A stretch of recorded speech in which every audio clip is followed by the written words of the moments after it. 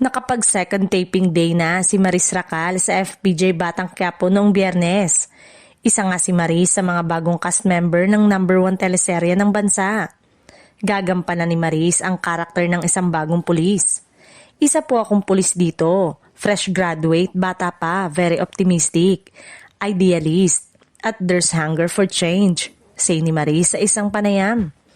Very excited nga si Maris na gumawa ulit ng isang action series at hindi raw siya kinabahan sa first taping day niya, pero sa second day daw ay doon na kumabog ang kanyang dibdib dahil nakasama na niya ang creative head, director at lead star ng serye na si Coco Martin. Binunyag din sa panayam na magkakaroon ng love triangle sa pagitan nila ni Tanggol. Samantala, nakatulong naman daw sa mga action scene niya ang naging experience niya sa previous show niya na Incognito. Swak na swak nga raw si Maris kay Coco.